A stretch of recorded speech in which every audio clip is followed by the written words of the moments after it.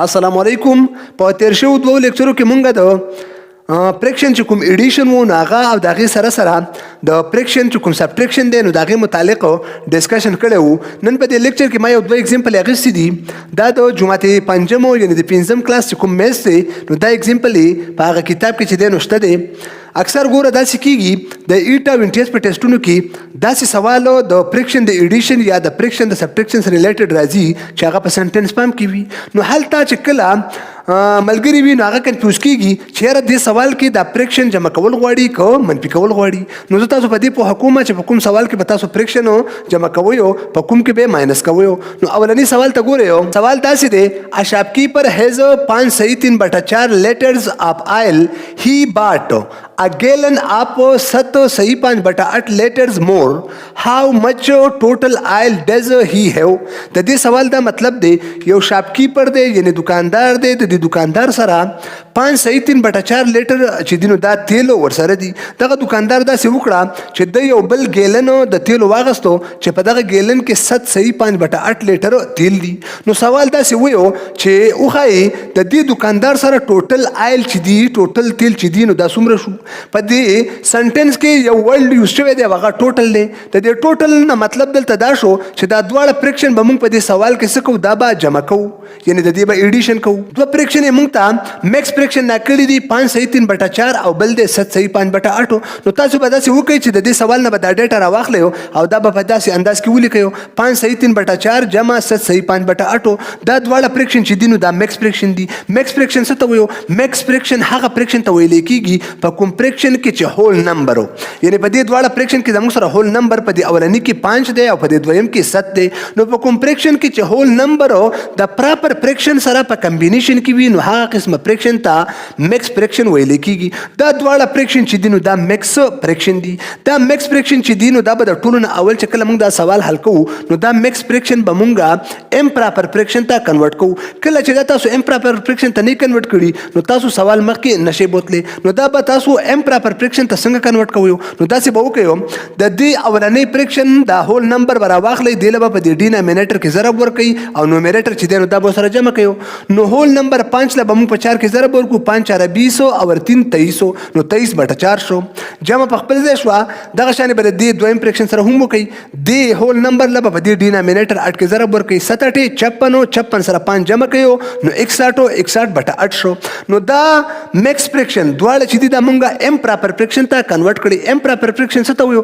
ام پراپر پریکشن هغه پریکشن ته ویل کېږي په کوم پریکشن کې چې نومیریټر د ډینامینیټر نه غټ وي. نو وګورئ په دې دواړه پریکشن کې دا نومیریټر چې کوم دی نو دا د بره دی یعنې 23/4 دی نو 23 د 4 نه غټ دی نو په دې وجه دا ام پراپر پریکشن دی. دغه شانې په دې 61/8 کې 61 چې دی نو دا د 8 نه غټ دی یعنې دا 61 نومیریټر دی او 8 چې دی دا ډینامینیټر دی نو په دې وجه باندې دا څه دی دا ام پراپر پریکشن دی.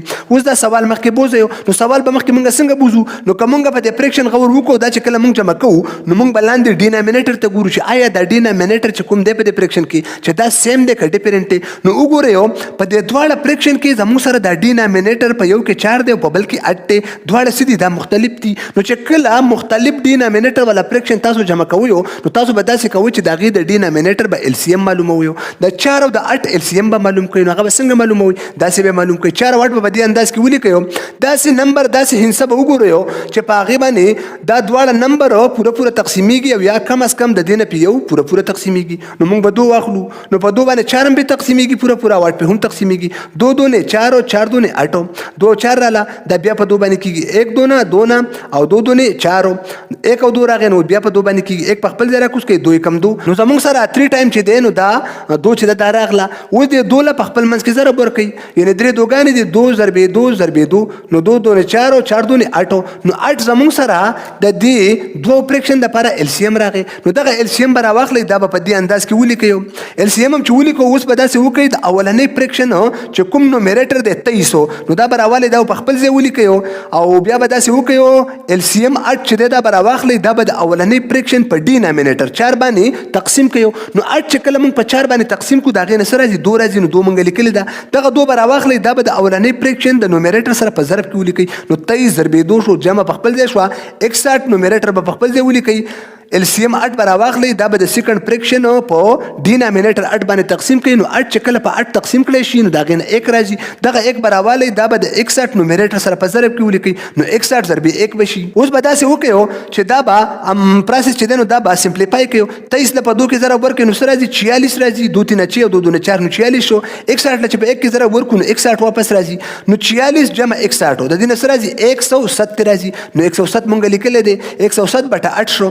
اوس داسې وشوه چې زموږ سره جواب چې کوم راغی نو هغه په امپراپر فریکشن کې راغی 170 بټه 8 راغی. خو اکثر داسې وي چې دا سوال کله د ایټا یا NTS په ټیسټ کې راغلی وي نو دا سوال کې چې کوم اپشن ورکړی شوی وي نو په هغه اپشن کې اکثر 170 بټه 8 نه وي. نو تاسو بیا هلته کنفیوز کېږئ چې یاره دا کوم عمل چې ما وکړو دا خو ما غلط وکړو دا دغه چې اپشن خو پکې نشته. نو اپشن ستاسو ټیک دی خو داسې کول پکار دي دا 170 بټه 8 امپراپر فریکشن چې دی نو دا میکس فریکشن ته کنورټ کول پکار دي. که دا 170 بټه 8 پکې بیا خو ټیک دی به یې مه کنورټ کوئ. خو که پکې نه وو نو دا تاسو کنورټ کولی شي. نو کنورجن به څنګه کوئ دا میکس فریکشن ته. نو 170 به راوالی دا په 8 تقسیم کې دي. خو وګورئ دی 170 چې دی نو دا مونږه په 8 باندې تقسیم کړی دی. نو دا په څنګه تقسیموي نو 8 کم 8 نو د 10 نه چې 8 نو 2 رااله 7 په خپل ځای شو نو 27 شو. اوس د 8 له په داسې انسه کې ضرب ورکړئ چې د هغې نه 27 یا د 27 نه کم راشي. نو 3 8 24 نو د 27 نه چې 24 مونږ ماینس کړو نو 3 راځي. نو زموږ سره چې څه راغله زموږ سره په کوشن کې 13 راغی په ریمایندر کې 3 راغی او ډیوایزر چې کوم دی هغه زموږ سره 8 دی. نو د دې نه اوس میکس فریکشن تاسو جوړولی شئ. هغه ته څنګه 13 صحیح 3 بټه 8 دا زموږ سره د 170 بټه 8 برابر دی. دا به خامخا په اپشن کې موجود وي. د دې 13 صحیح 3 بټه 8 نه واپس 170 بټه 8 چې دی نو دا راځي. نو امید دی چې په دې اولنی سوال به تاسو پوه شئ وي چې په دې کې مونږه د فریکشن ایډیشن وکړو. بل دویم سوال ته ګورئ. دویم سوال څنګه دی. دویم سوال داسې دی شاهد هیز 5.2/5 kilogram of sugar he used एक सही 7/10 kilogram during the week how much sugar he has after the week. دا سوال داسې وایو چې شاید یو هلک دی د هغه سره 5.2/5 کیلوګرامه چینی دي. هغه داسې وکړه چې 1.7/10 کیلوګرامه چینی چې دي نو دی په یوه هفته کې استعمال کړو. نو دا سوال بیا داسې وایي چې وښایي په دغه هفته کې د دې شاید سره څومره چینی چې دي نو هغه پاتې شو. نو ګوره په دې سوال کې څه دي. په دې سوال کې زموږ سره ټوټل چینی چې دي په اوله کې نو هغه 5.2/5 کیلوګرامه دي. شاید تی استعمال کړو په هفته کې 1.7/10 نو دا استعمال چې دا 1.7/10 کړو شاید نو دا د 5.2/5 نه کړو یعنی دا تی استعمال شو. نو د دې مطلب دا شو چې د 5.2/5 نه به مونږه دا 1.7/10 چې دی دا به تی لرې کوو ځکه چې په دې کې یوز لفظ چې دی نو هغه یوز شوی دی یعنی د یوز ته وګورئ. نو د دې مطلب دا شو چې دا سیکنډ فریکشن چې دی دا به مونږ د اولنی فریکشن نه لرې کوو. نو سوال به څنګه جوړو. سوال به داسې جوړ کړئ چې فریکشن به ولیکئ 5.2/5 لکه څنګه چې مونږ لیکلی دی او د هغه ماینس 1.7/10 ځکه چې د سوال چې دی نو په دې کې سبټریکشن دی. د اولنی فریکشن نه دویمه فریکشن لرې کول دي. خو دا دواړه فریکشن چې دي دا زموږ سره میکس فریکشن دي. میکس فریکشن ما تاسو ته وویلو چې څه ته ویلی کېږي. دا میکس فریکشن چې دی دا به راواخلئ دا به امپراپر فریکشن ته کنورټ کړئ. نو امپراپر فریکشن ته به څنګه کنورټ کوئ. امپراپر فریکشن ته به داسې کنورټ کړئ 5 5 25 اور 2 27 نو 27/5 شو. دویم فریکشن کې 1 دا یا ور 7 نو 17/10 شو. اوس دا امپراپر فریکشن راواخلئ او دا سمپلیفای کړئ. نو سمپلیفیکیشن به څنګه کوئ. خو دلته وګورئ زموږ سره په دې اولنی فریکشن کې ډینامینیټر 5 دی په دویمه کې را سره ډینامینیټر چې دی نو 10 دی. نو کله چې ډینامینیټر په فریکشن کې مختلف وي نو دغه به تاسو LCM اخلئ. نو LCM یې واخلئ د 5 او 10 نو 5 او 10 LCM به څنګه واخلو. داسې نمبر وګورئ چې دا دواړه په تقسیمیږي پوره یا په کم از کم د دې نه یو پوره تقسیمیږي. نو 2 به واخلو. نو 5 په خپل ځای چې 5 په 2 باندې پوره نه تقسیمیږي دا په خپل ځای راکوز کړئ. 10 په تقسیمیږي نو 5 2 10 شو. اوس په 5 باندې دا دواړه پنځان چې دي دا ډیوایډ کړئ. نو 5 کم 5 او 5 کم 5 نو 2 5 زموږ سره راغی. 2 5 له ضرب ورکړئ نو 2 5 10 نو 10 زموږ سره راغی. 10 زموږ سره د دې سوال لپاره LCM راغی. دغه LCM راوالی په دې انداز کې ولیکئ 10 ولیکو.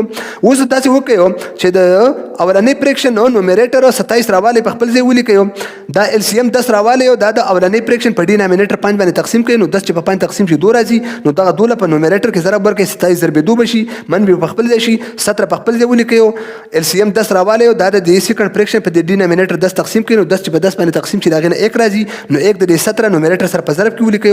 27 په 2 کې ضرب ورکړئ. نو 27 چې په 2 کې ضرب ورکړو نو 54 راځي. یعنی 2 7 14 2 2 4 نو 1 5 شو. نو 54 شو. 17 کم 17 نو د 54 نه 17 ماینس کړئ. نو د 54 چې کله موږ 17 ماینس کړو نو 37 راځي. نو 37/10 شو.